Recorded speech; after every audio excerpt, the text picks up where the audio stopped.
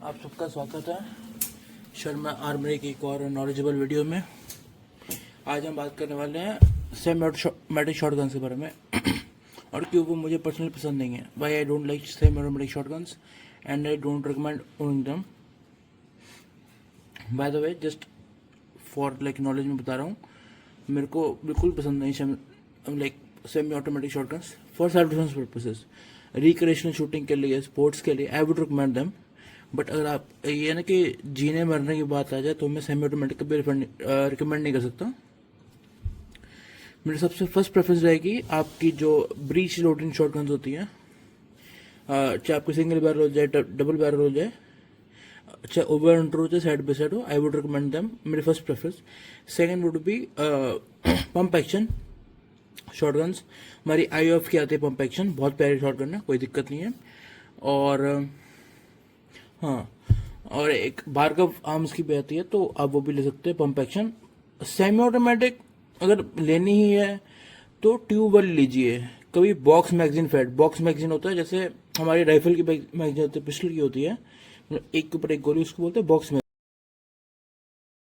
उस टाइप की शॉटगन आप कभी मत लीजिए। हम बताएंगे क्यों। सबसे पहले आपको बताएंगे why semi automatic shotgun are sucks, मतलब क्यों सेमी ऑटोमेटिक शॉटगन जो है वो ना कामयाब है। तो जी तो लाइक वर्क करने के लिए शॉटगन को सेमी ऑटोमेटिकली काफ़ी सारी चीज़ें उसके अंगेज में काम कर रही हैं।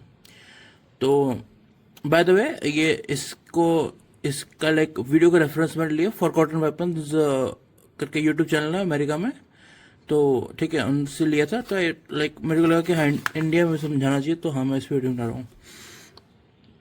तो जी देखिए, सबसे शॉटगन में दिक्कत क्या है, जब हम डालते हैं गोली, अंदर डालते हैं, और जब गोली चल गया गोली, तो जो केस होता है वो लंबा होता है, समझे। जैसे हमने गोली डाली शॉटगन के अंदर, फायर की, फायर करने के बाद क्या होता है, वो प्रोजेक्टिल उसका आगे निकल गया, बग शॉट हुआ, स्लग हुआ, वो आगे निकल गया, तो केस है वो आगे जैसे जितनी लेंथ का था उससे बड़ा हो जाता है केस। आपको मैं यहाँ पे फोटो डाल दूंगा एक, दिखाने के लिए कि बिफोर एंड आफ्टर का, कि मतलब केस की जो लेंथ है जो इजेक्ट कर रही है बाहर, वो लंबी हो जाती है, तो उसमें फंसने का डर रहता है। और सेकंड शॉटगन ना थोड़ी मतलब गंदी होती है। गंदी से मतलब है कि थोड़ा कार्बन ज़्यादा होता है इनमें। ये कोई हाई प्रेशर राउंड नहीं होते, they are very slow round, ठीक है।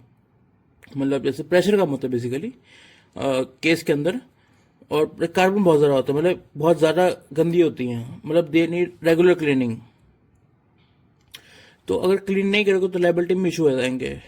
जो आपकी अमेरिकन एयर प्लेटफॉर्म है आर्मलेट राइफल, और AK प्लेटफॉर्म है रशिया का क्लाशनिकोव प्लेटफॉर्म जिसको बोलते हैं।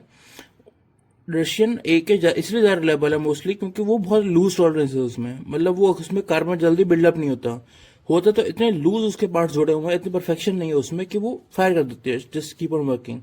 जबकि जो एयर राइफल है जो प्रिसीजन के लिए बनी है, वो रिलायबल इसलिए थोड़ी हल्की सी कम्पैरेटिवली टू AK, क्योंकि उसमें ना बहुत जल्दी गंदी हो जाती है, और उसके टॉलरेंसेस बहुत टाइट है, उससे उसकी एक्यूरेसी इंप्रूव होती है, लेकिन it's easier to jam and mall function.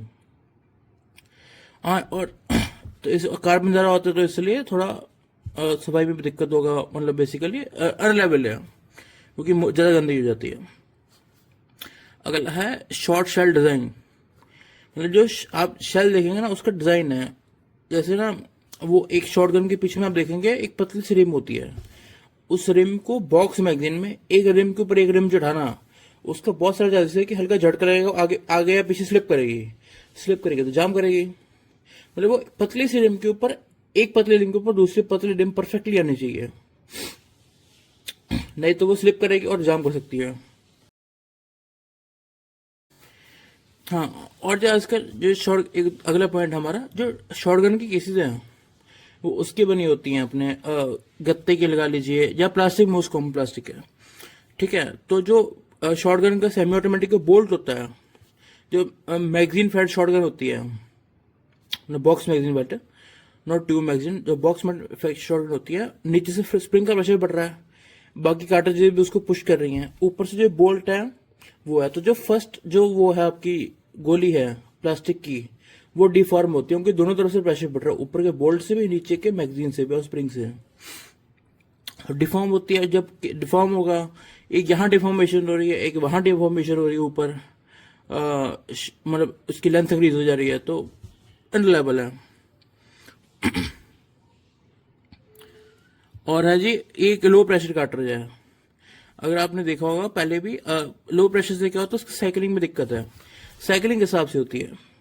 गोली ये एक एक का टिपिकल मैंने बनाया, गोली चली, निकल गई, थोड़ी सी गैस गैस पुश करती है इसको, और थोड़ी सी गैस वापस जाती है जो बोल्ट को साइकिल करती है, तो ऐसे वर्क करती है सेमी ऑटोमेटिक में।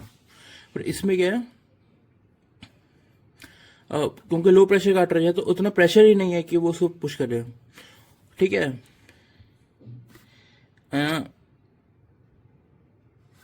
रिम्ड केस, हाँ उसकी में लोडिंग हार्ड रहा बेसिकली भी सब। और एक और चीज लिखा, lot of variety, lot of pressures, मतलब जैसे मैं बताता हूँ, स्लग का प्रेशर अलग रहेगा, क्या नाम है इसका, बक शॉट का प्रेशर अलग रहेगा, रबड़ वाली गोलियों का अलग रहेगा, बर्ड शॉट का अलग रहेगा, सबके डिफरेंट डिफरेंट प्रेशर्स रहते हैं। It's very hard to make a good reliable shotgun that cycles with reliably with every round. जैसे आप देखिए, मान लो कोई एक ही संसार की गोली है, चाहे वो कहीं भी बने, ठीक है, वो सिमिलर टाइप की गोली है, ठीक है, सिमिलर टाइप गोली है, पिस्टल में भी सिमिलर टाइप की गोलियां आती हैं, पर शॉटगन में गोलियों की वैरायटी बहुत ज्यादा है। तो किसी में कम पाउडर डलेगा, किसी में ज्यादा पाउडर डलेगा, ठीक है। मान लो जैसे किसी को रबर वाली गोली चलानी है उससे, तो उसमें कम पाउडर डालेंगे क्योंकि आदमी ने मारना उसमें। लेकिन अगर कोई स्लग रहेगा या बकशॉट रहेगा, उसमें बहुत ज्यादा पाउडर रहेगा, तो बहुत ज्यादा इशू हो जाता है क्योंकि डिफरेंट गैसेस बनेंगे, अमाउंट ऑफ गैस डिफरेंट होगा, तो साइकिल करने में बहुत इशू है, ठीक है। अगर आप लो के हिसाब से बनाएंगे कि हम लो प्रेशर साइकिल कर ले जी, तो हाई भी कर लेंगे, लेकिन फिर वो वीर एंड एयर बहुत ज्यादा बढ़ जाएगा शॉटगन के ऊपर। अगर हाई के हिसाब से करेंगे तो लो प्रेशर चलेगा नहीं। तो वैरायटी बहुत सारी, डिफरेंट मैन्युफैक्चरर्स, हैंड लोडिंग, बहुत कुछ है, बहुत वैरायटी है। तो it's very hard and very expensive and not practical to make very good reliable semi automatic shotgun. तो इसका एक सोल्यूशन मैंने बनाया है, ये case design, it's a brass case, ठीक है। आप देखिए, ये रिमलेस केस है सेम लेवल पे, ठीक है। ये बॉटलनेक कार्ट्रिज मैं डिजाइन किया हूँ, ये 12 गेज का रहेगा। मैं जो AI जनरेटेड इमेजेस हैं वो भी डाल दूंगा। It's my original idea to make a good cases, ठीक है, मतलब to reinvent basically the semi automatic shotgun, ठीक है। एक रिमलेस केस परफेक्ट, और बॉटलनेक केस बनाया ताकि फीडिंग इजी रहे और ज़्यादा लेवल रहे। बाकी ऊपर 12 गेज रहेगा ये। तो if any company wants to like make based on this they can, but design मेरा है, मैंने खुद से सोच के बनाया। मैं कुछ इमेजेस ऐड कर दूंगा उसकी फॉर श्योर।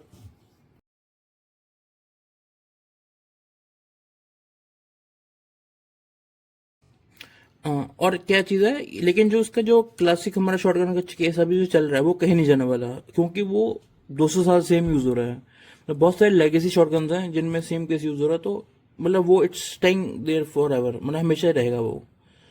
हाँ, तो ये सब कुछ रीजन हैं जिनकी वजह से इट्स मतलब प्रैक्टिकल नहीं है और बहुत एक्सपेंसिव पड़ेगा, और लोग अपनाएंगे ही नहीं जो एक सेमी ऑटोमेटिक शॉटगन को। अगर आपको फिर भी सेमी ऑटोमेटिक शॉटगन लेनी है, आई वुड रिकमेंड कि जस्ट फन पर्पसेस या रिक्रिएशनल शूटिंग के लिए ले लीजिए। तो उसमें मेरी अच्छी रिकमेंडेशन है कि बरेली M4, सब बाहर का सामान रिकमेंड कर रहा हूँ मैं, क्योंकि इंडियन इतनी टेस्टेड नहीं है। Bareilly M4 is reliable. पर हाँ, कोई भी बॉक्स मैगजीन शॉटगन को अवॉइड कीजिए। इंडिया में भी आपको बाहर का आपके लेनी है ले सकते हो, पर ट्यूब मैगजीन वाले लेना। कभी वो एक के ऊपर एक चढ़ के बॉक्स मैगजीन वाले कभी मत लेना, गलती से भी मत लेना। ट्यूब मैगजीन वाले लो।